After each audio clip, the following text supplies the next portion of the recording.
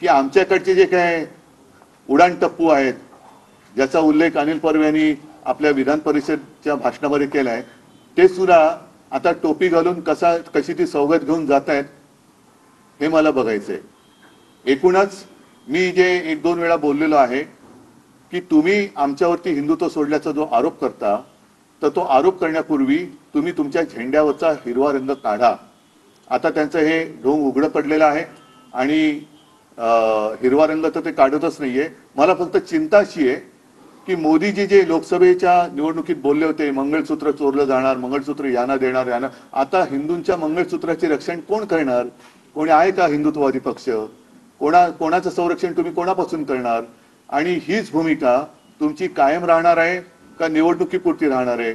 जसं महाराष्ट्राच्या जनतेला निवडणुकीच्या पूर्वी विविध आश्वासने दिली, मग ती लाडकी बहीण असेल, शेतकऱ्यांचं वीज बिल माफ असेल, आणखीन बऱ्याच शेतकऱ्यांना कर्जमुक्त करू म्हणाले होते, ते थापा मारल्यानंतर त्यांनी सत्ता मिळवली आणि सत्ता मिळवल्यानंतर आम्ही त्या गावचेच नाही.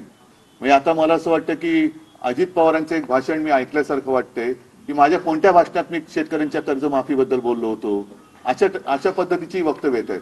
तर तसं ही सौगात जी काय आहे, सौगात सत्ता, ही बिहार आणि या निवडणुकीपुरतीच राहणार आहे का नंतर सुद्धा राहणार आहे, हे सुद्धा भाजपने एकदा जाहीर करावं. आणि मग आता त्यांनी हिंदुत्व सोडलेलं आहे हे अधिकृतपणाने जाहीर करावं. नाही, त्याच्याबद्दल माझ्याकडे काही माहिती नाहीये. नाही ऐका, विषय कसाही असला तरी ज्या विषयाशी माझा संबंध नाही, ज्याच्या माझ्याकडे काही माहिती नाही, त्या विषयात मी बोलत नाही. तुम्ही सौगाते मोदीवरती बोला, सौगाते सत्तेवरती बोला. सौगाते मोदी के तहत 32 लाख परिवार तक, अल्पसंख्यक परिवार तक भारतीय जनता पार्टी पहुंचने की शुरुआत उन्होंने कर दी है, क्या कहना है?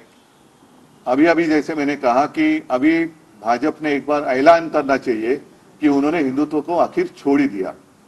फिर इतने दिन, इतने सालों तक जो हिंदू मुस्लिम उन्होंने लड़ाई और कुछ लोगों की तो जान भी गई, बुलडोजर चलाए गए, तो उनके घर पर ये सौगात लेके कौन जाने वाला है, ये भी उन्होंने वो भी जाहिर करना चाहिए.